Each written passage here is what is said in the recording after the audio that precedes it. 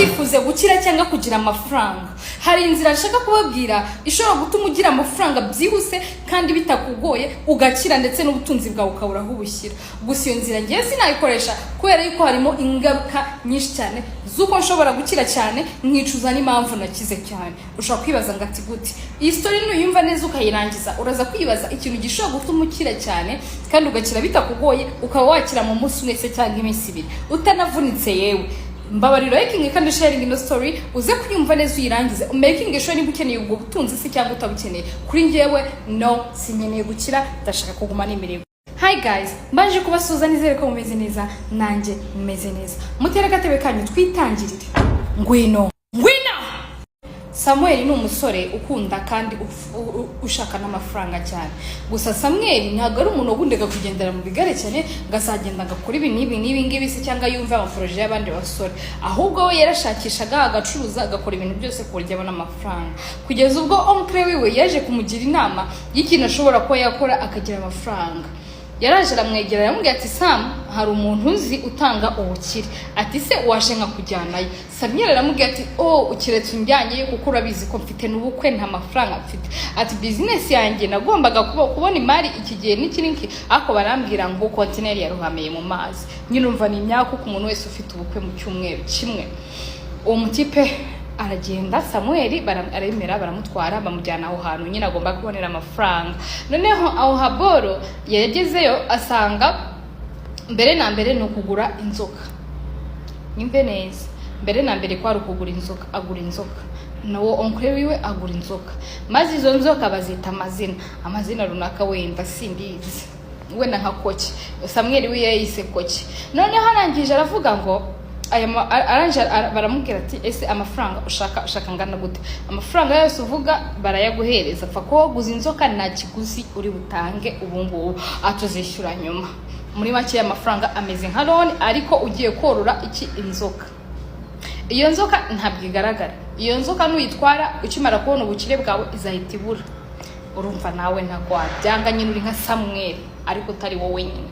Ndabizi ko utabikora. Hanyuma Samuel arangije arabyemera aravuga ngo akeneye amafaranga menshi cyane ashoboka ku buryo azajya joga n'umuntu wese umubona akajya abona amafaranga ari kushonga. Barayamuhereza umunsi wa mbere umunsi wa kabiri bamubwira ikintu akora aragenda abona amafaranga yiwe arangije akora ubukwe bw'igitangaza. Samuel yakoze ubukwe bw'igitangaza mu gace kose. Hanyuma Samuel n'umugore wiwe barangije barabyara. Ariko yari afite itegeko rivuga gute? Yari afite itegeko rivuga ngo agomba kubyara umwana w'umuhungu. Uwo mwana w'umuhungu yamubyara nibwo ubukire buziyongera nk'uko abishaka. Agomba kubona amafaranga ya mbere ariko ubukire noneho bw'abandi bushaka bujejeta bugomba kuzaza aruko amafaranga yaje. Gusa akagira life span y'imyaka 10. Muri make igihe ubuzima bwe Imana yamuteganyirije bugomba kuba imyaka 10. Ubwo we ntago nimba afite imyaka 30 agomba kuzaba kugeza ku myaka 40 munyumve neza. Ariko iyo nzoka agomba kwisigira umwana wundi w'umuhungu ugomba kwenhertinga se cyangwa gutwara iyo mitungo yase. And then akagira itegeko rivuga gutya ko atemerewe kujya ku kiriyo. Umunyumve neza in story abamuha itegeko ryuko atagomba kujya ku kiriyo n'umuntu nubwo yapfa agomba gushaka impamvu izarizo zose najye ku kiriyo. Yaba ari umwana we wapfuye agakoresha uburyo bwose bushoboka agatwika umwana ntajye kumushyingura mu mva kubera ko iyo nzoka yangana n'imva. Akenshi ngaba ari spirit ziba zaravuye mu muntu bafata bakayishyira mu nzoka. Ubwo rero urumva umuntu kumusubiza aho yavuye nyine ari umupfu kumusubiza ahantu yarari biteza ibibazo byinshi ku buryo ushobora kuba wabura ubwo bukire bwawe. So mu imyaka 10 rero itangira kubara iyo wabyaye umuhungu. Samuel yarabyaye inshuro ya mbere abyara umukobwa, inshuro ya kabiri abyara umukobwa, inshuro ya gatatu abyara umukobwa. Imyaka 6 abyara abakobwa. Ku mwaka wa 8 yongera abyara umukobwa. Aravuga ati ibi ni nabyo. Baramubwiye ati rero Samuel usigaje umwaka umwe kuko umwaka wa 10 utarabona umuhungu n'ubukire wari ufite bwose buzashonga kurica no kubura ubuzima bwawe. Arangije aravuga ati Mana yanjye mfasha kuri no shuro mbyara umuhungu. Ababyaye umuhungu arangije atagira amahirwe noneho bwabukire bwikuba. Nimba wari ufite nk'amafaranga wenda nka miliyoni 3 kuri banke zawe ubwo urumva nyine amafaranga yese yiko aba nk'amabiliyari. Nuko Samuel ubuzima sasa butangira kuba bwiza. Ariko muri iyo myaka 10 sasa kitangira kubona amafaranga yari amaze gupfushamo umwana umwe w'umukobwa. Ubwo umwana w'umukobwa abwira nyina, ubwo nyine Samweli abwira nyina irakundanaga n'umugore we byatari. Abwira umugore ati rero nge ntabwo nshaka gushyingura umwana wanjye namukunda urabizi umukobwa ati reka yapfushije umwana wa bucura ati reka uwo mukobwa bucura mu bakobwa ati reka mushyingure mutwitse. Samweli arangije umugore aramwemerera avuga ati cy'umugabo wanjye shaka, barangije baramutwika. Ubwo muri rya tegeko nyine ntabwo urabizi ko atemerewe gushyingura, aratwika umwana wa mbere. Ubwo hashizeho icyumweru yongera apfusha undi mwana w'umukobwa, hashizeho iminsi 3 yongera apfusha undi mwana w'umukobwa, hasigara umwana w'umukobwa na wa mwana w'umuhungu, hashizeho ikindi cyumweru. Murumva bose ari gupfusha kandi bose agatanga impamvu, agakora iki, akabatwika. Harangije ubwo arangije ubwo hashize ikindi cyumweru baramubwira ajya hahandi aravuga se ko ndi gupfusha cyane bimeze gute.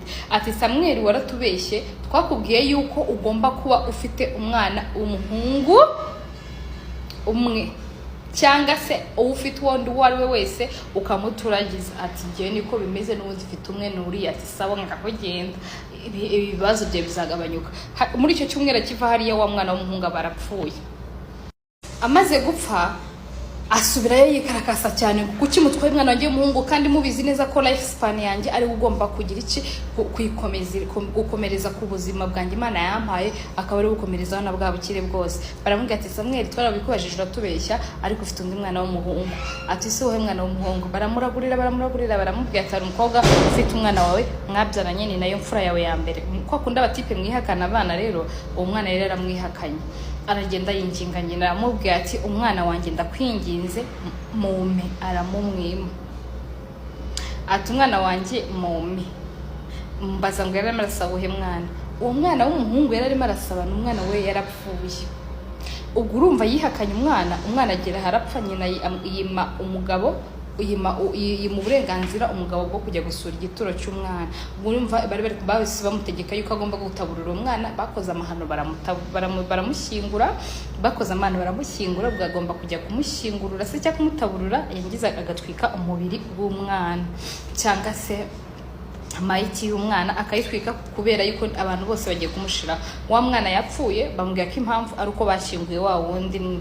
Ubwo rero ni impamvu ibyo bibazo byose byari bimuraza yanzoka se cyangwa umuntu uri mu nzoka ari yarigaragambije. Ubwo umugore yima umugabo umwana, aramumwima baramubwira ati Samweli nutazana umwana nawe uraza gupfa.